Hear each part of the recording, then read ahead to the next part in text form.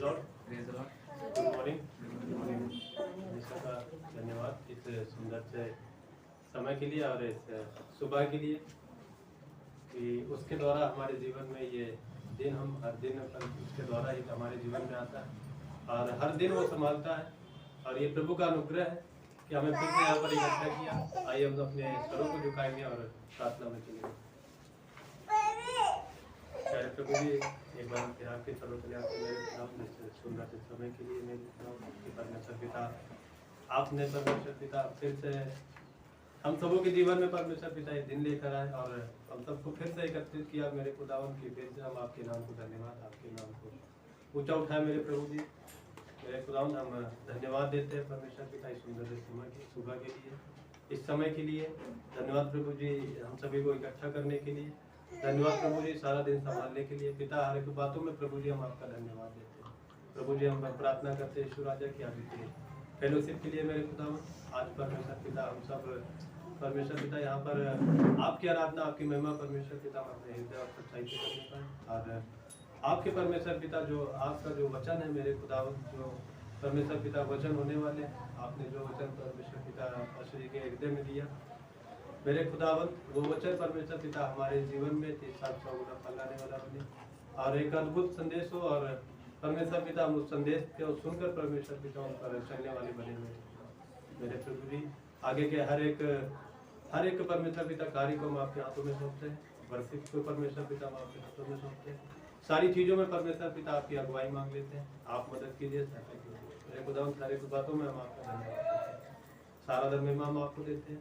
प्रार्थना मसीह यीशु के नाम से मांगते हैं। सभी लोगों को गुड मॉर्निंग, जय मसीह की।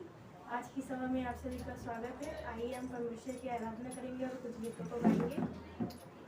बोलो जय मिलकर जय, बोलो जय यीशु की जय, बोलो जय मिलकर जय, बोलो जय यीशु की जय, बोलो जय जय जय, बोलो जय मिलकर जय, बोलो जय यीशु की जय, बोलो जय मिलकर जय, बोलो जय यीशु की जय, बोलो जय जय जय।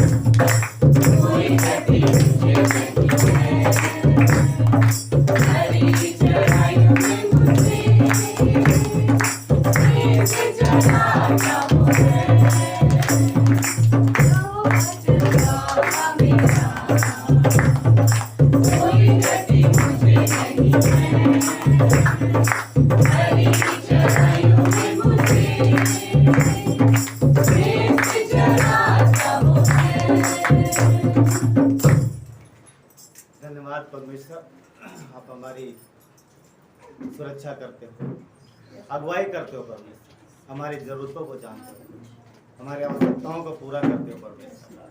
प्रभु हमारे जख्मों पर आप मरहम लगाते हो प्रभु यीशु, हमारी अगुवाई करते हो परमेश्वर।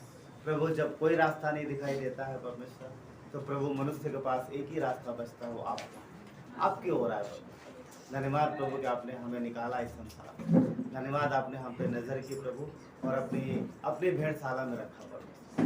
धन्यवाद प्रभु यीशु, हम आपके पीछे चलते हैं परमेश्वर, हम डरते नहीं प्रभु, घबराते नहीं, क्योंकि आप हमारी आशा हो, आप हमें हमारे जीवन को संभालते हो परमेश्वर। इसलिए प्रभु हम आपको महिमा देते हैं, आपके नाम को ऊंचा उठाते हैं प्रभु, आपको धन्यवाद देते हैं, सारे मिल करके प्रभु आपके नाम को ऊंचा उठाते हैं।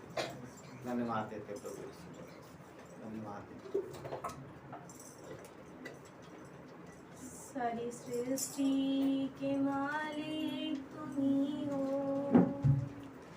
सारी सृष्टि के रक्षक तुम ही हो। करते हैं तुझको सादर प्रणाम, गाते हैं तेरे ही गुणगान। सारी सृष्टि के मालिक तुम ही हो, सारी सृष्टि के रक्षक तुम ही हो। करते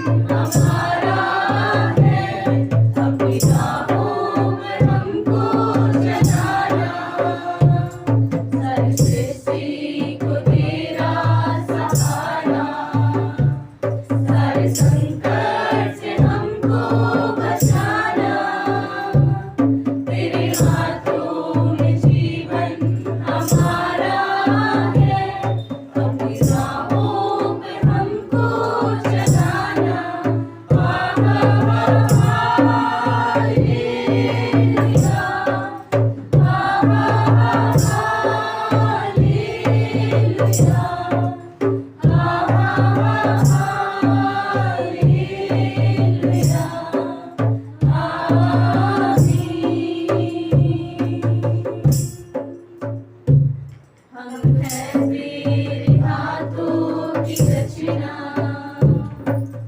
हम पर रहे तेरी करुणा, तन मन हमारा तेरा है, इन शैतान को छूने न देना। हम हैं तेरे हाथों की रचना,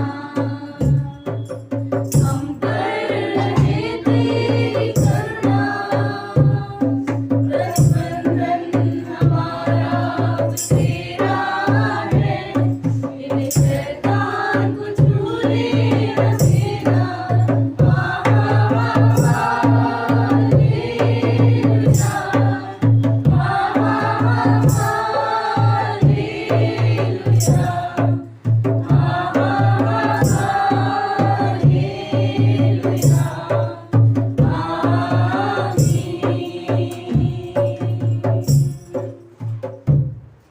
पिता धन्यवाद परमेश्वर, आप हमें संभालते, हमारी सहायता करते, शैतान से प्रभु और बाकी सारी चीज़ों परमेश्वर आप उन सब से हमारी सहायता और मदद करते, हमारी रक्षा। धन्यवाद देते आपके अद्भुत प्रेम के लिए प्रभु, धन्यवाद कि आप हमारे जीवन में हो, इसीलिए सारी चीज़ों में हर एक चीज़ में परमेश्वर हम आपके हाथ को महसूस करते हैं प्रभु। यदि आप नहीं है तो जिंदगी नहीं है। धन्यवाद प्रभु, धन्यवाद आपके प्रेम के लिए प्रभु। हम इस योग्य नहीं थे पिता कि हम आपके पास आ सकें, पर धन्यवाद कि आपने अपने लहू से हमें खोया, इसलिए हम आपके नाम को ऊंचा उठाते प्रभु, आपको महिमा देते, क्योंकि जो आपने किया वो किसी ने नहीं किया, किसी ने नहीं। आपने हमारे पापों का दंड उठाया और आज हम धर्मी हैं आपकी वजह से। ये आपका अद्भुत प्रेम है प्रभु, धन्यवाद देते। करते हैं तेरी हम स्तुति, हृदय की गहराइयों से करते हैं तेरी हम स्तुति, हृदय की गहराइयों से यीशु तू ही है, तू ही है हमारा प्रभु, यीशु तू ही है, तू ही है हमारा प्रभु। महिमा हो तेरी, हालेलुया, महिमा हो तेरी,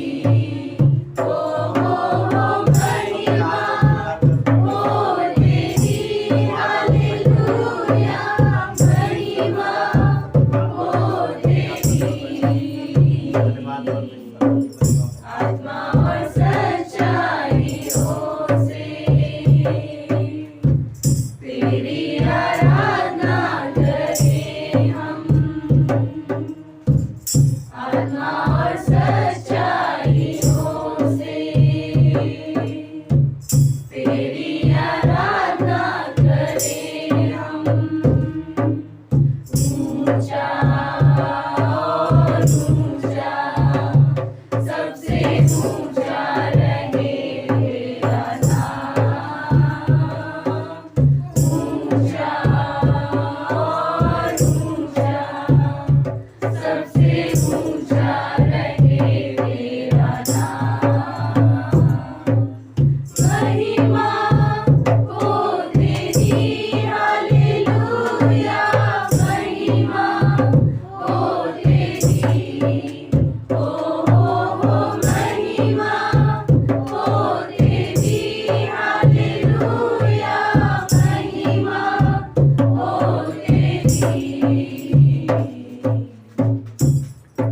पिता धन्यवाद देते परमेश्वर, आपकी महिमा हो प्रभु इस देह से परमेश्वर, आपकी महिमा हो हमारे जीवन से परमेश्वर, आपकी महिमा हो इस पृथ्वी पर प्रभु ईश्वर, आपकी महिमा हो इस देश में परमेश्वर, प्रभु ईश्वर आपकी महिमा इस शहर में हो परमेश्वर।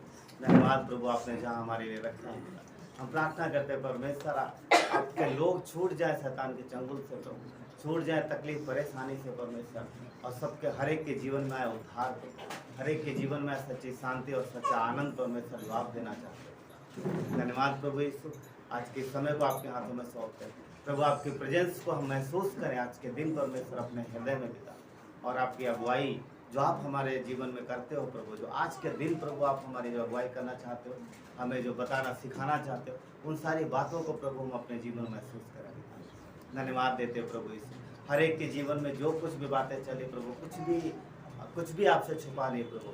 हर एक आपके बच्चों के जीवन की बातें प्रभु आपके सामने हैं प्रभु, उनकी समस्याएं, उनकी तकलीफें, उनकी परेशानियां प्रभु, और उनके जीवन का आनंद, सब कुछ आपके सामने है। धन्यवाद परमेश्वर कि आप दुखों को आनंद में बदलते हो प्रभु, आप कष्टों को प्रभु और प्रभु यीशु निकालते हो परमेश्वर, उनके जीवन में शांति और खुशियाँ और आनंद भरते हो। धन्यवाद प्रभु यीशु, आप इसीलिए आए संसार में कि हम बच जाए, आपने कहा ताकि तुम्हारा आनंद पूरा हो जाए। धन्यवाद परमेश्वर, आप में हमारा आनंद पूरा हो जाए, परमेश्वर के निकट आनंद की भरपूरी। धन्यवाद प्रभु यीशु, आपके निकट हम सुरक्षित हैं, आपके निकट हम आनंदित हैं। धन्यवाद देते हैं आज के दिन में प्रभु, हम आपके प्रेजेंस को, आपकी उपस्थिति को मांगते हैं, और प्रभु हर एक चीज़ में परमेश्वर आपकी अगुवाई मांगते हैं। धन्यवाद देते हैं, सारा आदर गौरव महिमा आपको देते हैं। प्रार्थना विनती उद्धार करता मसीह यीशु के नाम।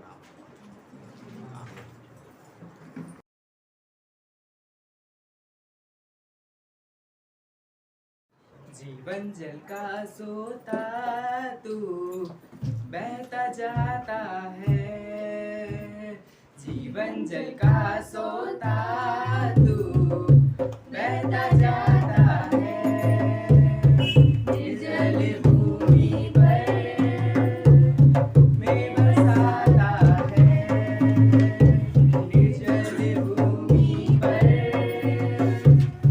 में बसाता है। Hallelujah hallelujah hallelujah hallelujah hallelujah hallelujah hallelujah hallelujah hallelujah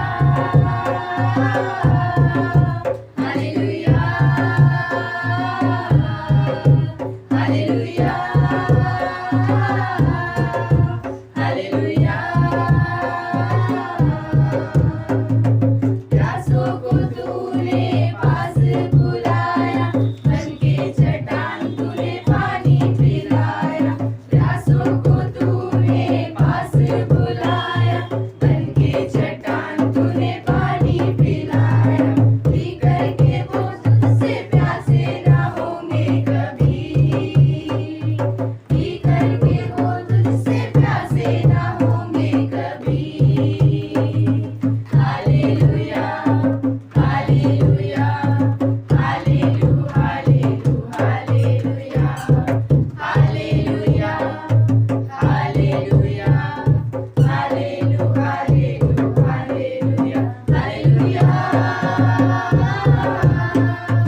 hallelujah hallelujah hallelujah उल्फत का सागर था तू मसीहा, तो भी तू सूली पर प्यासा रहा। उल्फत का सागर था तू मसीहा, फिर भी तू सूली पर प्यासा रहा।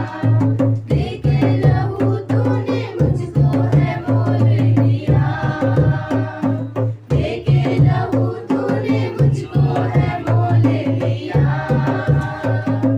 Hallelujah hallelujah hallelujah hallelujah hallelujah hallelujah hallelujah hallelujah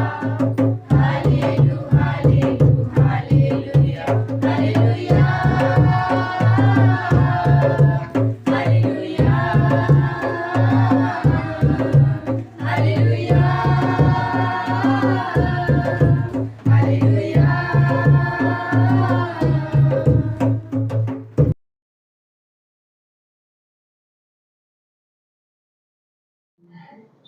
धन्यवाद के साथ स्तुति गाऊंगा, ऐ यीशु मेरे खुदा,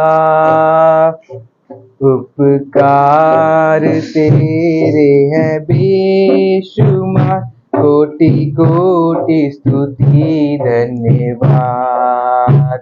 धन्यवाद के साथ स्तुति गाऊंगा, ऐ यीशु मेरे खुदा, उपकार तेरे हैं बेशुमार, कोटि कोटि स्तुति धन्यवाद। योग्यता से बढ़ के दिया है अपनी दया से तूने मुझे, योग्यता से बढ़ के दिया है अपनी दया से तूने मुझे, मांगने से ज्यादा मिला मुझे, आभारी हूँ प्रभु मैं। मांगने से ज्यादा मिला मुझे, आभारी हूँ प्रभु मैं।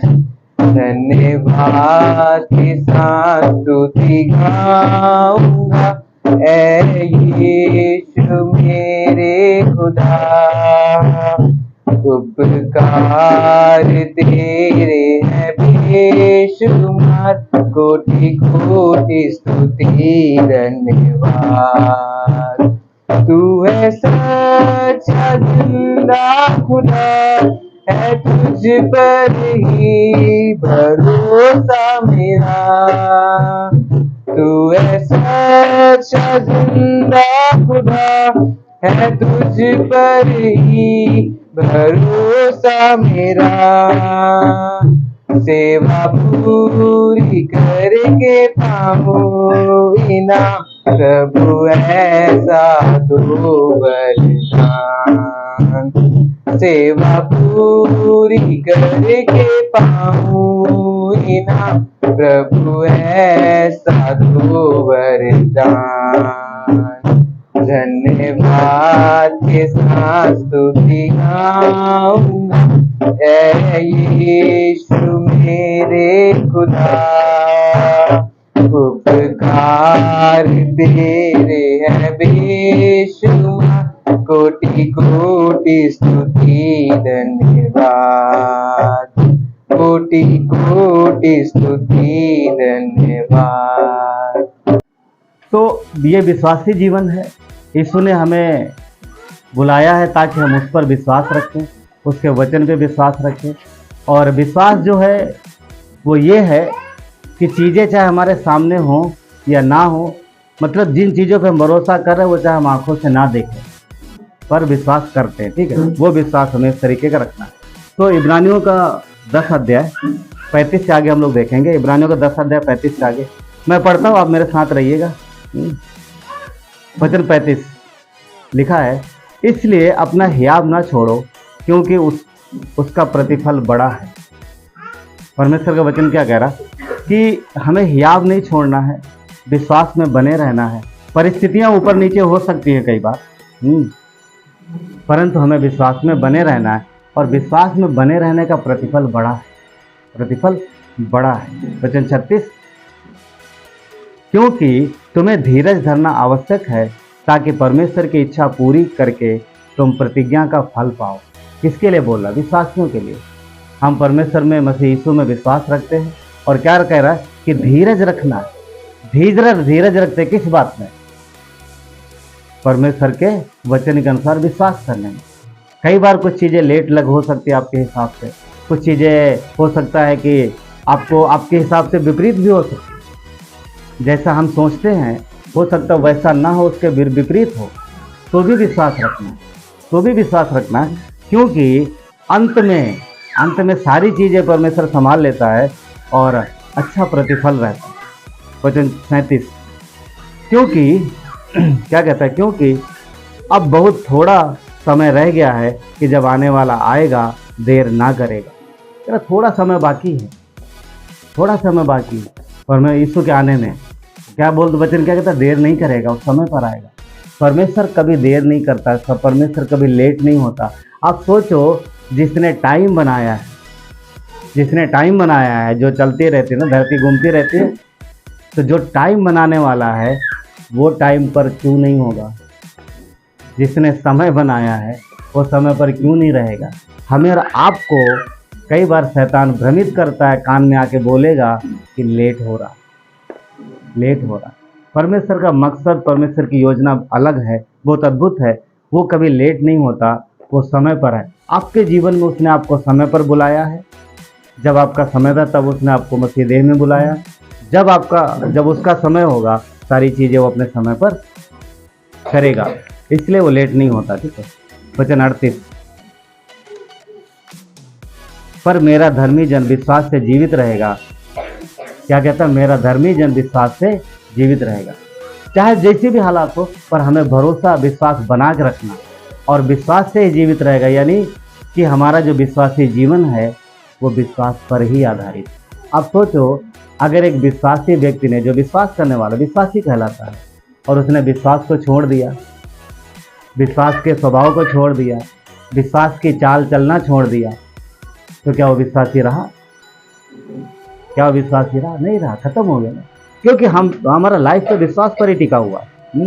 तो क्या कहता है कि धर्मी जन विश्वास से जीवित रहेगा, पर यदि वो पीछे हट जाए, वह आगे लिखा है, और यदि वो पीछे हट जाए तो मेरा मन उससे प्रसन्न ना होगा। मीनिंग ये है, अगर एक विश्वासी परिस्थितियों के हिसाब से, हालातों के हिसाब से, दबाव में आकर के, प्रेशर में आकर के अगर वो विश्वास से पीछे हट जाता है, तो ये परमेश्वर को अच्छा नहीं लगता, उसे पसंद नहीं आता। क्यों? क्योंकि धरती पर कोई ऐसी समस्या है ही नहीं जो यीशु के हाथ से दूर हो या उसकी पहुंच से बाहर हो। किसी ने एक बात पे अपनी समस्या बताई मुझे, तो मैंने एक ही बात बोला उनको कि परमेश्वर की पहुंच से कोई भी समस्या बाहर नहीं है, सब उसके कंट्रोल में है। यदि आप भरोसा रखोगे तो हर परिस्थिति में आपको वो निकाल लेगा। तो विश्वासी अगर किसी चीज़ों में पीछे हट जाते हैं तो परमेश्वर को पसंद नहीं आता, अच्छा नहीं लगता है वो। वचन 29, पर हम हटने वाले नहीं। आगे क्या लिखा? जो मर्जी हो जाए, हम हटने वाले नहीं, हम परमेश्वर के साथ जाएंगे। हम हटने वाले नहीं कि नाश हो जाएं, पर विश्वास करने वाले हैं कि प्राणों को बचाएं। हम विश्वास करते हैं और लोगों को विश्वास में बढ़ाते हैं। 11 का 1 भी देखेंगे। क्या लिखा है? अब विश्वास आशा की हुई वस्तुओं का निश्चय और अनदेखी वस्तुओं का प्रमाण है। यहाँ पर विश्वास की परिभाषा दी हुई है कि विश्वास है क्या। विश्वास आशा की हुई वस्तुओं का निश्चय, जैसे लिखा है कि वो आने वाला है, देर नहीं करेगा, हम विश्वास करते हैं। जो वादे परमेश्वर ने हमसे किए अपने वचन में, उन्हें हम विश्वास करते हैं और विश्वास से चलते हैं, इस रीत से कि परमेश्वर हमारे जीवन में कर रहे हैं। बुराई से दूर रहते हैं, पाप से दूर रहते हैं और विश्वास से चलते हैं। और यदि आप ऐसा करते हो तो आप समय पर सारी चीज़ें देखोगे, समय पर सारी चीज़ें देखोगे। ठीक है, चलिए प्रार्थना करते हैं। परमेश्वर, धन्यवाद देते हैं आपकी दया कृपा के लिए। प्रभु परमेश्वर, ये आपकी देह है पिता। प्रभु आपने हमारे लिए जान दी है परमेश्वर, ताकि हम छूट जाए मृत्यु से, शैतान के बंधन से, और हमारे जीवन में आए आपका उद्धार, आपकी शांति और आपका आनंद। परमेश्वर धन्यवाद देते हैं मसीह, आपकी महिमा हो पिता। धन्यवाद क्रूस पर मरने के लिए प्रभु, क्योंकि उस मृत्यु के द्वारा हमें जीवन मिला। अगर आप नहीं मरते तो हम मरते, आपने हमारी मृत्यु अपने ऊपर ले ली। धन्यवाद देते परमेश्वर, और हमारे लिए आपने आशीष के भंडार खोले। आपने हमारे लिए अद्भुत योजनाएं बनाई हैं। तो प्रभु हम जब तक इस धरती पर हैं तब तक पाप के दबाव में, पापी स्वभाव के असर में रहेंगे। और प्रार्थना करते प्रभु कि शैतान के द्वारा फैलाए गए जाल या शरीर की अभिलाषाओं के अनुसार नहीं, परंतु इन सब से ऊपर उठ करके प्रभु हम आप पर भरोसा करके वचन के अनुसार जीवन बिताएं, ताकि प्रभु हम इस धरती पर भी और स्वर्ग में भी प्रभावशाली। ये आपकी इच्छा है। धन्यवाद देते हैं प्रभु प्रार्थना करते हैं कि वचन के द्वारा प्रभु आप हम सबकी अगुवाई करो परमेश्वर। यहाँ पर आपके देह हैं प्रभु, हर एक के जीवन को आप जानते हो पिता, किसके जीवन में क्या प्रॉब्लम है, क्या समस्या, क्या चीज़ें चल रही हैं प्रभु, आपसे बेहतर कोई नहीं जानता प्रभु। सब आशा के साथ आए और हमारी प्रार्थना परमेश्वर आशा और विश्वास इनका दोनों बना रहे और उस तरीके से विश्वास करें जैसा आप चाहते हैं। आज के दिन में प्रभु हर एक के हृदय से बात करना परमेश्वर, अगुवाई करना प्रभु। और पिता हमारी प्रार्थना है कि आपके लोगों को प्रभु आप ही निकास हो प्रभु, आप निकालते हो हर एक चीज़। तो प्रार्थना करते हैं अगर कोई फंसा है तकलीफ में, परेशानी में, बीमारी में, फाइनेंस की गति में, किसी भी चीज़ में प्रभु यीशु प्रार्थना करते हैं सबको बाहर निकालना। धन्यवाद देते हैं, आगे के समय को आपके हाथों में सौंपते हैं। प्रार्थना मसीह यीशु के नाम से मांगते हैं, आमीन। अब बैठ सकते हैं।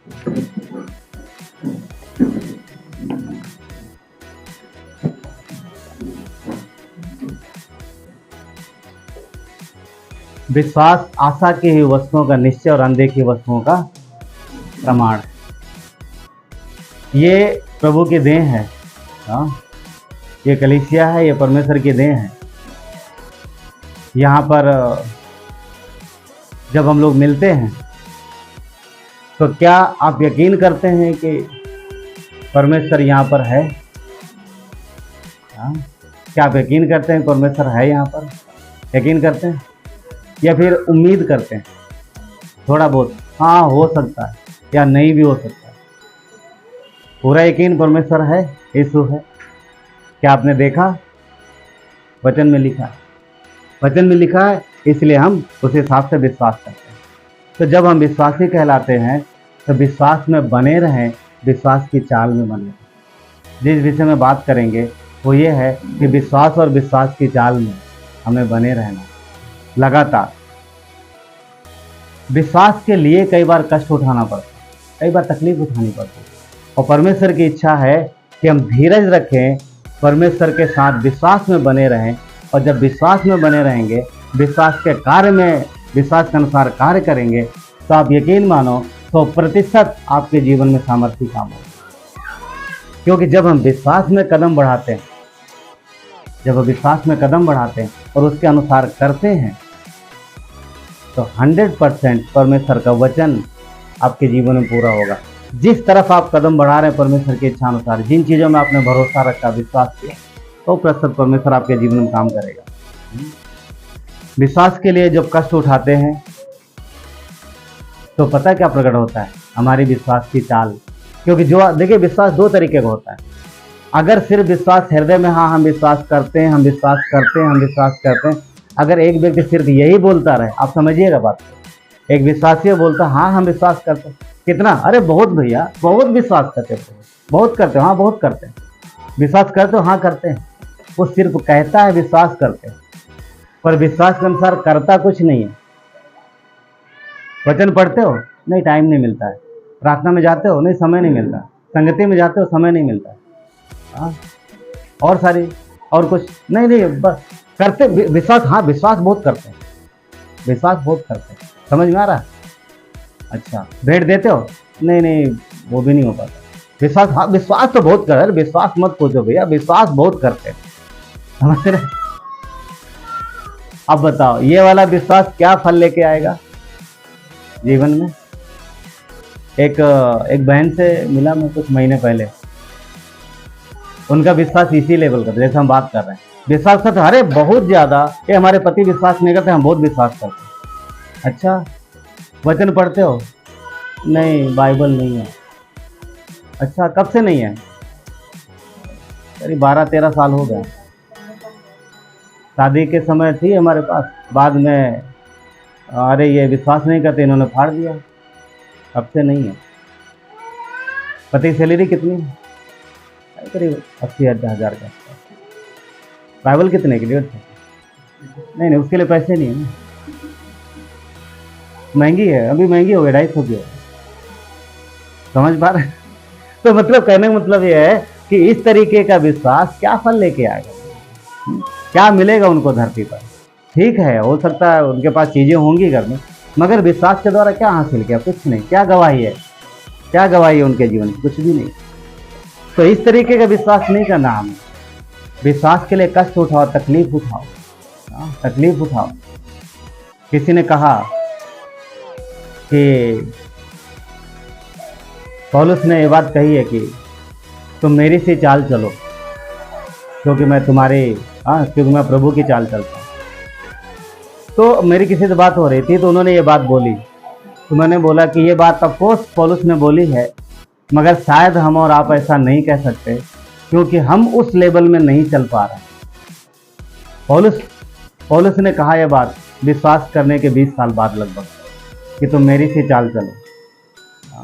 यहाँ ढंग से विश्वास में कदम उठाना मुश्किल है। यहाँ देख रहे हैं कि लोग होठों पे होठों से सिर्फ विश्वास करते हैं और कार्य नहीं हो रहा है। तो जो बिना कार्य का विश्वास है वो इसी लेवल का है। ठीक है। तो वचन यूहन्ना का दूसरा यूहन्ना 1 और 8 में इस प्रकार लिखा है, सो अपने विषय में चौकस रहो कि जो परिश्रम हमने किया है उसको तुम ना बिगाड़ो, वरन पूरा प्रतिफल पाओ। तो क्या कह रहा है कि अपने विषय में चौकस रहो। विश्वास और विश्वास की चाल, यानी जो आप विश्वास करते हो, क्या उस हिसाब से आप काम भी करते हो? 2 बातें समझ पा रहे हैं। जो आप विश्वास करते हो उस तरीके से क्या आपके कार्य हैं विश्वास के? अगर आप इस तरीके से कार्य करोगे तो क्या लिखा है कि पूरा प्रतिफल मिलेगा। पूरा क्यों? क्योंकि परमेश्वर आधा अधूरा नहीं देता। काम करके महीने भर काम करो, आधी सैलरी देती है, कभी कभी मिलती किसी को। परमेश्वर आधा नहीं देता। बोनस कभी आधा मिलता है कंपनी में, राइट? मुझे नहीं पता है ना। कभी कभी है ना कंपनियां अच्छी तो पूरा देता है, कभी कभी नहीं देते, कोई मूड की बात है ना, संजय। पर परमेश्वर आधा अधूरा नहीं देता, वो पूरा देता है। पूरा प्रतिफल पाओ। क्या कहता है? अपने विषय में चौकस रहो। खुद देखे, कई बार पता है क्या होता है, हम दूसरों की ओर उंगली उठाते, इनका विश्वास देखो, ये देखो, हम पहले आ जाते, ये बाद में आते हैं, या फिर देखो हम ये कर रहे हैं, ये नहीं करते, राइट? ऐसा होता है। पर वचन कहता है दूसरे को नहीं, खुद को परखो, खुद के विषय में चौकस रहो, खुद के विषय में कि हमारी चाल कैसी है प्रभु में, ना वो देखना है। और परमेश्वर जल्दी आने वाला, देर नहीं करेगा आने में। वो क्या कहता है? जो शीघ्र आने वाला वो देरी नहीं करेगा। प्रकाशित वाक्य 22:22 में क्या लिखा है? देख मैं शीघ्र आने वाला हूं और हर एक के कामों के अनुसार बदला देने के लिए प्रतिफल मेरे पास। हर एक के कामों के अनुसार। कौन से काम भाई? वो काम जो प्रभु में आपने विश्वास से किए हैं, जो विश्वास रखा है, विश्वास के अनुसार कदम बढ़ाया है, विश्वास में कदम लिया है, चाहे मुझे कष्ट उठाना पड़े, चाहे मुझे तकलीफ उठाना पड़े, चाहे जो मर्जी हो जाए, मैंने निर्णय लिया है तो लिया मैं करूँगा। जैसे अभी हम भेंट की विषय में बात हो रही थी, मैंने निर्णय लिया है कि मैं परमेश्वर का हिस्सा निकालूंगा, उसके लिए चाहे जो मर्जी हो जाए हम करेंगे। चाहे फिर मेरे घर में कुछ भी खाने के लिए बचे या ना बचे, क्योंकि वो मेरा है नहीं, इसलिए आज से चोरी बंद। हम चोरी नहीं करेंगे, जो परमेश्वर का हम परमेश्वर को देंगे। अब यदि आप निर्णय लेते हो और विश्वास में चलते हो, अगला कदम परमेश्वर का, आगे की जिम्मे आपके घर की जरूरतों को पूरा करने का जिम्मा परमेश्वर का। वो इस तरीके कदम कभी देखता है कि जब हम ऐसे कदम उठाते तो प्रसन्न होता है। तो क्या आपको तकलीफ नहीं होगी? तो परमेश्वर ये भी देखता है, क्या आप घटी में, क्या आप तकलीफ में, क्या आप कष्ट में विश्वास योग्य हो? आनंद में तो सब आनंदित रहते हैं। जब घर में सब कुछ बढ़िया चल रहा है, सब हालेलुया प्रेज लॉर्ड बोलते हैं। पर क्या कष्ट में भी आप परमेश्वर को महिमा दे रहे हो? परमेश्वर धन्यवाद, क्या सब्जी नहीं है घर में, नमक खा लेंगे, तेरी महिमा हो। परमेश्वर धन्यवाद, आज आने के लिए पैसे नहीं, पैदल जाएंगे थोड़ी देर, तेरी महिमा हो। घटी में भी धन्यवाद देना सीखना चाहिए ना। और यदि आप ऐसा करते हो तो अगला कदम परमेश्वर का है आपके जीवन में प्रतिफल का। ये विश्वास का कार्य है, ये विश्वास का निर्णय। अगर इस तरीके से हम करते हैं तो परमेश्वर हमारे जीवन में रहता है। इसलिए हमें धन्यवाद देना चाहिए, धन्यवाद देना चाहिए।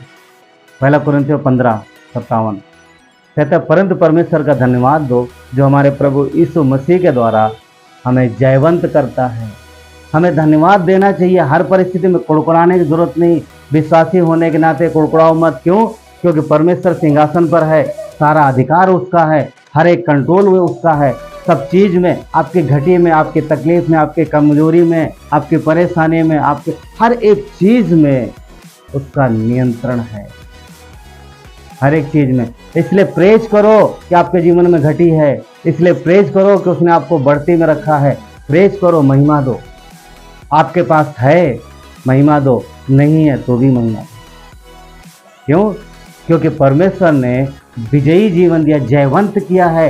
हारा हुआ जीवन उसने नहीं दिया है। शैतान आएगा, कान बोलेगा देखो कितनी घटी है, देखो बच्चे की तकलीफ है, देखो घर में फाइनेंस की तकलीफ है, बच्चों के पढ़ाई के लिए नहीं है, इतनी महंगाई हो गई है, घर में चीज़ें चाहिए, रिश्तेदारों की शादी है, ये बहुत कुछ हो सकता है और आपके पास पैसे नहीं है, कोई मदद के लिए तैयार नहीं। शैतान बोले आकर के कुड़कुड़ाओ मत, परमेश्वर की ओर देखो। इंसान धोखा देगा, इंसान समय पर आपकी ज़रूरतें पूरा नहीं करेगा, इंसान पे आप भरोसा रखेंगे वो मुकर जाएगा, मगर परमेश्वर कभी धोखा नहीं देगा, समय पर आपके लिए हमेशा तैयार रहेगा। दूसरी बात, हर एक हालात में, हर एक चीज़ में आप भरोसा रखोगे, विश्वास करोगे तो आपको वहाँ से निकालेगा, हर एक जगह। जरूरी उसने हमें जयवंत जीवन दिया है, विजयी जीवन दिया है, और शैतान हमें हारा हुआ जीवन देना चाहता है। अगर विश्वास करते हैं तो विश्वास के अनुसार जीना भी सीखना है। क्यों? क्योंकि अगर हम विश्वास के अनुसार कार्य नहीं करेंगे तो हमारा विश्वास जो है वो मरा हुआ होगा। मरा हुआ विश्वास, बिना विश्वास में कार्य मिला है वो विश्वास मरा हुआ, कोई मतलब नहीं है। याकूब लिखता है कि विश्वास मरा हुआ। हम सिर्फ बोलते हैं हाँ वैसे हो जाएगा, विश्वास करते हो, हाँ करते हैं, कुछ करते हो, कुछ नहीं करते, पर विश्वास करते हैं, कुछ मतलब नहीं उसका। एक मरा हुआ विश्वास निष्क्रिय जीवन देगा। निष्क्रिय जीवन मतलब कुछ करने के लिए बोलेंगे नहीं। बहुत कुछ है, परमेश्वर बहुत कुछ करना चाहता है, अच्छी योजना उसके पास, बड़ी योजना उसके पास, पर कदम बढ़ाने के लिए अगर हम कदम नहीं बढ़ाएंगे तो जीवन में कुछ नहीं होगा। शैतान यही चाहता है कि हम पता एक मरा हुआ जीवन जी, वो वाला शब्दों वाला। विश्वास करते हो? हाँ बहुत ज़्यादा, बहुत ज़्यादा, पर क्या कुछ करते हो? नहीं नहीं नहीं, उसके लिए मत बोलना। विश्वास करते हो? हाँ विश्वास करते हैं। मैंने सर बहुत सारे घरों में बहुत लोग मिलते हैं, मगर कुछ नहीं होगा जीवन में, कुछ नहीं, बदलाव नहीं आएगा, कभी चेंजेस नहीं आएगा। क्यों? क्योंकि चेंजेस आता है विश्वास के कदम उठाने। 4 बातें जिस विषय में हम लोग बात करेंगे आज, शैतान के विषय में, जिन 4 बातों को लेकर के हमें भ्रमित करता है, और भी हैं पर मुख्य 4 बातें हैं जिनके विषय में हम लोग बात करेंगे। ठीक, नंबर 1, शैतान के 4 तरीके, जिसमें से पहला तरीका है पता, क्लास में आप लोगों ने जिसने जो क्लास करते हैं उनके पास रहेगा ये। पहला तरीका घमंड, फिर भी आपको नया मिलेगा, क्लास से थोड़ा बाहर रहेगा। पहला है घमंड। आपको पता है सबसे पहले घमंड किसने किया था? धरती पर घमंड हुआ ही नहीं, सबसे पहले शैतान ने स्वर्ग में घमंड किया। वो फूल गया, उसके पास बहुत कुछ था, घमंड आ गया, परमेश्वर से ऊंचा अपने आप को बनाना चाह रहा था। एजकेल 28 में मिलेगा आपको, पढ़िएगा वहां पर। वही घमंड जब शैतान ने मनुष्य से पाप करवाया, वही ट्रांसफर हो गया। क्योंकि जो पाप शैतान ने किया वही पाप इंसान ने किया, वही घमंड कहाँ गया? मनुष्य में। और आज आप देखो, इंसानों को देखो, सब चलते हैं ऐसे ना, सीना तान के, भाई भाई से बात नहीं करता। क्यों? धाना आ गया इधर। हाँ अरे हटना हो गरीब, अब तो मेरे बराबरी का नहीं रहा मेरा। चलो ना, एक दोस्त था, पहले हम बहुत अच्छे दोस्त थे, बहुत क्लोज दोस्त थे, और उस समय मेरे पास पैसा था, पर वो पढ़ाई लिखाई करता था, उतना नहीं था। बाद में उनके पास बहुत पैसा आ गया, गवर्नमेंट जॉब हो गई, हाँ बहुत ज़्यादा, काफ़ी आ गया। अब उनके बीच उनकी सोच बदल गई, अब तुम मेरे बराबर नहीं रहे, अब मेरी सोसाइटी बदल गई, अब मेरा उठना बैठना थोड़ा अमीर लोगों के साथ हो गया। क्या है पता? प्राइड। एक छोटा सा उदाहरण है, हर घर में, हर व्यक्ति में, सब में आ जाता है। क्यों? घमंड। क्या विश्वासियों में आ सकता है? आ सकता है, आ सकता है। विश्वासियों में घमंड आ सकता है। पता कैसा? 1-2 तरीके के होते हैं। एक संसार का घमंड जो दिख जाएगा, एक विश्वासियों में कई बार घमंड आता है जो नम्रता को ओढ़ के आता है। मतलब नम्रता की चादर ओढ़ के ऐसा घमंड आता है। आप बोलोगे ये कैसा घमंड? ये वो घमंड है जो आदमी ऐसा रहेगा, आराम से नम धीरे बोलेगा, ज़्यादा लड़ाई झगड़ा नहीं करेगा, पर घमंड हो सकता है, वो घमंड हो सकता है। पर भजन संहिता का 5 का 5 कहता है कि घमंडी तेरे सम्मुख खड़े न होने पाएंगे। घमंडी तेरे सम्मुख खड़े नहीं होने पाएंगे। घमंडी व्यक्ति कभी भी परमेश्वर के सामने खड़ा नहीं हो सकता, क्योंकि घमंड का और परमेश्वर का कोई मेल मिलाप नहीं। नीति वचन 16 का 18 कहता है, नीति वचन 16-18, ध्यान दीजिए इस तरह, बाकी ना। नीति वचन 16-18 क्या कहता है? विनाश के पहले गर्व, विनाश के पहले गर्व यानी घमंड आता है। ठोकर, विनाश के पहले गर्व और ठोकर खाने से पहले घमंड आता है। क्या कह रहा हूँ? नष्ट होने से पहले और ठोकर खाने के पहले दोनों घमंड, गर्व भी घमंड है, दोनों सब देखी घमंड आता है। अगर घमंड आया तो खत्म। एक विश्वासी के जीवन में घमंड आ गया, क्या करेगा? विश्वास से बाहर हो जाएगा। आपस में देखा कई बार, कई सारे लोगों देखा कलीसिया में ऊपर नीचे करते हैं, हाँ, बहुत सारी चीजें होती है, घमंड आ सकता है।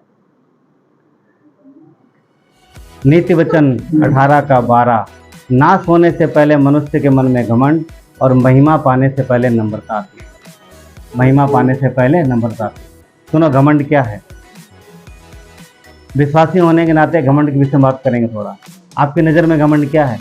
जो व्यक्ति बहुत घमंडी होते हैं, जो सीधे बात नहीं करते, लोगों से मिलते जुलाते नहीं, वो घमंडी हो सकते हैं। अफकोर्स वो घमंडी है, मगर विश्वासियों के हमारे और आपके विषय में क्या घमंड हो सकता है? सुनो जरा ध्यान से। पता है घमंड क्या है? परमेश्वर के बीच में, आपके बीच में घमंड बताता हूँ, क्या ध्यान से सुनिएगा। जहां पर आप परमेश्वर की ना सुन करके अपनी मर्जी चलाते हो, वो घमंड। क्योंकि घमंडी क्या करते हैं? अपनी ही तो चलाते हैं, अपनी मर्जी चलाते हैं। जहां पर आप सरेंडर नहीं होते, जहां आप परमेश्वर की इच्छा को दूर कर देते हो, जहां पर अपनी बुद्धि लगाते हो, जहां अपनी समझ लगाते हो, परमेश्वर के साथ सहमत नहीं होते, आप वहां घमंड, मतलब आपके जीवन में वहां पर घमंड है, वहां पर आप घमंड। समझ पा रहे परिभाषा? विश्वासी होने के नाते परमेश्वर के साथ घमंड, क्योंकि हम अगर उसके साथ सहमत नहीं है, एक बच्चे ने अगर माता पिता का आज्ञा का उल्लंघन किया और कुछ भी कर लाया, तो वो क्या बोलेगा? वो घमंड है, क्योंकि उसने आदर नहीं किया उन चीजों। ठीक है।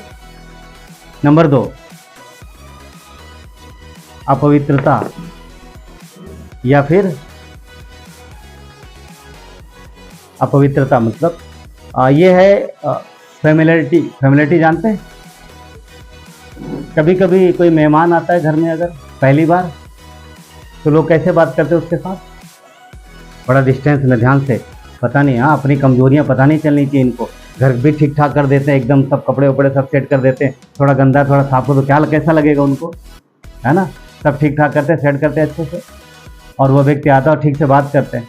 पर वही व्यक्ति जब बार बार आने लगता है, अरे छोड़ो ना, पड़ा रहना, वो भैया अरे आने दो। पहली बार जब आया था तो तब सब चीज एकदम व्यवस्थित थी, जब बार बार आ रहा, अरे छोड़ो यार, वही क्या हो रहा पता, फैमिलियर हो गया, हमें फैमिलिटी आ जाती है। तो क्या पहले के जैसा डिस्टेंस नहीं रखना चाहिए, पहले के जैसे बातचीत करने में, मगर फैमिलिटी आ जाती है। स्वर्ग में शैतान ने परमेश्वर के साथ ऐसे ही व्यवहार किया और वो अपवित्र गिना गया, वो अपवित्र गिना गया, क्योंकि उसने कुछ चीज़ों को हल्के में लिया। फैमिलिटी का कुछ शब्द इस तरीके से हल्के में लेना, या चीज़ों को कम करके आंकना, या उचित वैल्यू ना देना, या फिर उचित आदर सम्मान ना देना जैसा देना चाहिए, क्योंकि फैमिलिटी के बाद में आदर सम्मान खो जाता है। भजन संहिता 47 का 2 इस प्रकार कहता है, क्योंकि यहोवा परम प्रधान और भय योग्य है, वो सारी पृथ्वी के ऊपर महाराजा है। कई बार क्या हो सकता है पता क्या? प्रभु में आ करके कलीसिया के प्रति हम फैमिलियर हो सकते हैं, वचन के प्रति फैमिलियर हो सकते हैं, प्रार्थना के प्रति फैमिलियर हो सकते हैं, एक दूसरे के प्रति फैमिलियर हो सकते हैं, आप हमारे साथ फैमिलियर हो सकते हैं। अरे छोड़ो ना पास्टर जी, रोज आते रहते हैं या रोज बोलते रहते हैं, छोड़ो ना, इनका तो काम ही यही है। आप समझ पा रहे क्या हो रहा है? फैमिलियर हो रहे हैं, और ये अपवित्रता गिनी जाती है। ये पाप है। ये किसके पाप है? शैतान के। ये शैतान के 4 पाप गिना रहा हूँ जो शैतान हमारे और आपके जीवन में बड़ी चालाकी से डालता है, ताकि हम भी आशीषों से वंचित हो जाए, क्योंकि वो उसको कोई आशीष नहीं मिलने वाली, वो हर आशीष से बाहर कर दिया गया। और वो ये चाहता है कि प्रभु के लोग बेशक वो नर्क ना ले जा पाए, पर सारी आशीषों से बाहर रखने की कोशिश करता है। इसलिए ये चीज़ें जीवन में लेके आता है। भजन संहिता 89:7 कहता है, 89:7 में, परमेश्वर पवित्र लोगों की गोष्ठी में अत्यंत प्रतिष्ठा के योग्य और अपने चारों ओर के रहने वालों से अधिक भय योग्य है। अत्यंत प्रतिष्ठा के योग्य है कौन? परमेश्वर। आप सोचो, अगर यीशु मसीह आपके साथ आए, रोज बातचीत करे, पहले दिन तो बड़े अरे बाप रे हाँ पहले दिन सोचो ना, परमेश्वर आ रहा हमारे, पहले दिन कैसे रहेंगे? अगले दिन फिर आया, फिर थोड़ा रोज आने लगे तो वैसे हो जाएगा। हाँ, मार्था ने क्या बोला? प्रभु तुझे पता नहीं है ये मैं यहाँ कितनी तकलीफ हूँ, भेजना मेरी बहन को। फैमिलिटी समझ पा रहा? हाँ, अरे छोड़ो, रोज तो आते रहते। मगर क्या रोज आने से परमेश्वर की पवित्रता कम हो जाती है? क्या वचन का महत्व कम हो जाता है? तो ध्यान रखिएगा इस बात में, परमेश्वर के लोग जो आदर जो अधिकार है वो कम नहीं होता। अगर हम फैमिलियर हो जाते हैं तो फिर प्रॉब्लम है। अगर आप मेरे साथ फैमिलियर होने की कोशिश करते हैं, मैं तो नहीं होता कोशिश का, अगर आप हो रहे हैं फैमिलियर हो, देखे दोस्ती अलग चीज़ है, फैमिलिटी का मतलब पाप, यानी मतलब ये है कि आप उस चीज़ को वैल्यू नहीं दे पा रहे हो उस लेवल का। तो आदर मान सम्मान वैल्यू परमेश्वर का बना रहना चाहिए। फ्रेंडशिप एक अलग है। क्या यीशु ने नहीं बोला कि अब से मैं तुम्हें दोस्त कहूँगा? बोला ना। तो इसका मतलब क्या है? दोस्त की बातों को हल्के मिलेंगे? अरे छोड़ना, तो रोज बोलता रहता है। ये गलत हो जाएगा। नंबर 3, कुटिलता, ढिठाई। ये एहजकेल के 28 अध्याय में शैतान की सारी चीज़ें हैं, वो मिलेंगी। कुटिलता या ढिठाई, एहजकेल 28:15 में। हाँ, इसका मीनिंग पता है क्या है? कि देखिए, स्वर्ग में शैतान ने क्या किया, जब उसके मन में घमंड आ गया, वो फैमिलियर हो गया, तो जो अधिकार परमेश्वर ने उसे दिए थे, जिन चीज़ों को जैसे करना था, यानी जो पवित्रता के साथ करना था, उसने उन चीज़ों के साथ वैसा व्यवहार नहीं किया। जैसे कि कुछ अधिकार आपको दिए जाए, उदाहरण बता रहा हूँ यहाँ पर, कि कुछ अधिकार आपको दिया जाए और वो काम करने के लिए कहा जाए, और आपको जिस तरीके से करना है आप उस तरीके से ना करो, या किसी और को दे दो और आप पीछे हट जाओ, तो फिर ये वो हो जाता है कि जो आदर जिस सम्मान के साथ करना चाहिए वो आदर और सम्मान आप नहीं दे पा रहे, तो यहाँ पर दिक्कत हो सकती है। ठीक है। और कुटिलता ये है कि ये काम बार बार किया जाए, ये गलती बार बार दोहराई जाए, तो ये कुटिलता में गिनती हो जाती है। शैतान ने वही किया, जो कहा गया उसको बहुत हल्के में लिया, साधारण लिया, और उल्टे तरीके से काम करना शुरू किया, है ना, उल्टे तरीके से, और वहाँ पर समस्या आई, और इसीलिए उसको वहाँ से निकाल दिया गया। और वही चीज़ें अब विश्वासियों के अंदर भी डालने की कोशिश करता है। छोड़ो ना, कौन देख रहा है, एक बार और पाप कर लो, क्या दिक्कत? आज्ञा उल्लंघन करोगे तो क्या तकलीफ? कोई देख रहा? नहीं देख रहा ना, बहुत सारी चीज़ें। अय्यूब 15:16, फिर मनुष्य अधिक घिनौना और मलिन है जो कुटिलता को पानी की नाई पीता है। अय्यूब में लिखा है वचन कि मनुष्य कई बार घिनौने काम करता है और कुटिलता को पानी की नाई पीता है, यानी जिसका विवेक मर जाएगा, जिनका कॉन्शियस मर जाता है, विवेक, वो बार बार वही गलती करेंगे, बार बार वही गलती करेंगे, बार बार गलती को दोहराएंगे, और डांटे जाने पर भी नहीं सुधरेंगे। तो ऐसे में परमेश्वर का क्या आता है फिर? हाँ, परमेश्वर पनिश लेके आता है। मगर ये बुराई आ कहाँ से रही? शैतान की तरफ। नीति वचन 22:8, जो कुटिलता का बीज बोता है वो अनर्थ ही काटेगा, और उसके रोष का सोंटा टूटेगा। यानी जो कुटिलता को बोएगा, यानी कुटिलता में बना रहेगा, उसके जीवन में क्या मिलेगा? अनर्थ। शैतान ने कुटिलता क्या क्या हासिल किया? नर्क। विश्वासी अगर पाप में बना रहेगा तो क्या हासिल करेगा, क्या मिलेगा उसको जीवन में, सब खो देगा वो। यूहन्ना 11:14, जो कोई अनर्थ का काम तुझसे होता है उसे दूर कर और अपने डेरों में से कुटिलता ना रहने दे। मीनिंग ये है कि जो अनर्थ है, जो बुराई करते हैं परमेश्वर के लोग, वचन कहता है कि बुराई से दूर निकले, बुराई से बाहर निकले, और जो कुटिलता का काम है कुछ भी बुराई ना रहने दे, डेरों में से बुराई को निकालो। मीनिंग क्या है, हमारे अपने अंदर से बुराई को दूर करना है। और आप सब जानते हैं बुराई क्या है, जो नहीं पता है वचन के अनुसार जानो। दो तरीके की बुराई है, एक बुराई संसार के तरीके से, दूसरी जो वाकई बुराई है वो वचन के अनुसार। जो काम वचन के अगेंस्ट में आते हैं वो बुराई है। परमेश्वर की सामर्थ्य से, परमेश्वर की ताकत से, उसकी मदद से आप बुराई से बाहर निकल सकते हैं। अगर नहीं निकलोगे, बुराई में बने रहोगे, तो बुराई का फल कभी भी अच्छा नहीं होगा। इवन कई बार कुछ बुराइयां आशीषों को रोक देती हैं। आप समझ पा रहे हैं बात को? कई बार आपके जीवन में बुराई है, आप छोटी सी बुराई आप सोच रहे छोटा ही सा है, पर छोटा सा पाप भी, छोटी सी बुराई भी कई बार आशीष को रोक देती है। कई बार परमेश्वर इंतजार करता है, चलो इसको रुकने दो, रुको थोड़ा, इसको यहाँ पर ठीक साफ होने दो। तो इसलिए कोशिश करो, देखो परमेश्वर आप जो बातें आपके दिल में डाल रहा है उनसे बाहर निकलने की कोशिश करो। अकेले नहीं हो आप, बुराई से या जो भी चीज़ें हैं जीवन में, जो पाप से निकलने के लिए आप अकेले नहीं हो, मदद के लिए परमेश्वर है। पुकारो, वचन के अनुसार जो भी तकलीफें हैं जीवन में, उस तकलीफों में आप बुरा वचन को रिसीव करो और परमेश्वर आपको बाहर निकालेगा। नंबर 4, नकारात्मकता, नेगेटिविटी जिसको बोलते हैं इंग्लिश में ना, नकारात्मकता। ये बड़ी घातक चीज़ है। चारों घातक हैं, मगर ज़्यादातर फैमिलिटी ये भी हो जाती है, घमंड हो जाता है इंसान को, और कुटिलता यानी बार बार कई बार ढिठाई बार पाप करता रहता है, और ये भी हो सकता है नकारात्मकता, नेगेटिविटी। शैतान ने ये किया, उसने नकारात्मक सोचा, फरिश्तों में फैला दी सारी बातें, और वचन कहता है 1/3 स्वर्गदूत जितने स्वर्ग में थे, करोड़ों अरबों थे, 1/3 स्वर्गदूत उसके पीछे चल गए। क्यों चले गए? उसने नकारात्मकता फैलाई, बुराई, इसके पास उसके पास जाके बोला, सबको बोला, और बहुत से उसके पीछे लग गए। नेगेटिविटी पता है क्या करती है? कई बार अगर एक इंसान है, मान लो एक इंसान के अंदर कुछ नकारात्मक बातें हैं, और वही नकारात्मक बातें वो दूसरों को बोलता है, तो अच्छा खासा उस सामने वाले का मन था, उसने उसके अंदर डाल दिया। समझ पा रहे? उसके दिल में कड़वाहट थी, उसके दिल में नफरत थी, नकारात्मक बातें भरी थी, बोल दिया उसको उसके मन में। चलो एक उदाहरण लेते हैं।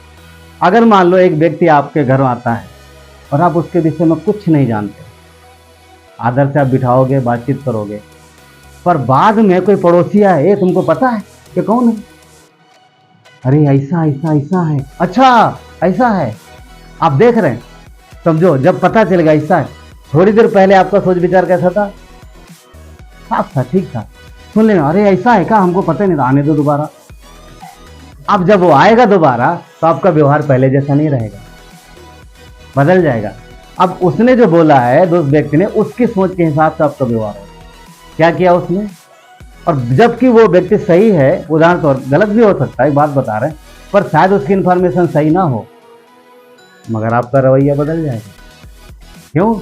क्योंकि सामने वाले व्यक्ति ने आपके दिमाग में नकारात्मक बातें डाल दी, नेगेटिविटी। कई बार परिवारों में नकारात्मकता जो लोगों के जीवन को बहुत तबाह, मतलब बहुत बेकार कर देती है। कई बार नकारात्मकता इतना फैल जाती है कि परिवारों में कलेश बना रहता है। इसलिए नकारात्मक मत रहना, चीज़ों को सही तरीके से लेना है और हमेशा आशा में रहना और पॉजिटिव रहना। नेगेटिविटी अच्छी नहीं है। क्यों? क्योंकि नेगेटिविटी शैतान की ओर से आती है और पॉजिटिविटी जो है वह सकारात्मकता परमेश्वर की ओर से। आपके जीवन की कोई ऐसी समस्या नहीं है जो यीशु के द्वारा हल ना की जा सके, तो क्यों फिर दूसरों के जीवन में जहर घोलना? क्यों जहर घोलना? अच्छी बात नहीं है। दूसरा कुरिन्थियों 3 अध्याय चलेंगे, 1 मिनट के लिए। दूसरा कुरिन्थियों का 3 अध्याय, और पढ़ेंगे वचन 4 से 6 तक। दूसरा कुरिन्थियों 3 अध्याय 4 से 6। 4 क्या कहता है? हम मसीह के द्वारा परमेश्वर पर ऐसा ही भरोसा करते हैं। कैसा? चाहे जो भी हो, हम हमेशा सकारात्मक रहेंगे, हमेशा पॉजिटिव रहेंगे। सामने वाला पर्सन हमारे साथ कैसा भी व्यवहार करे, परंतु उसके व्यवहार के अनुसार अपने जीवन में अपने मन को प्रभावित नहीं होने देंगे।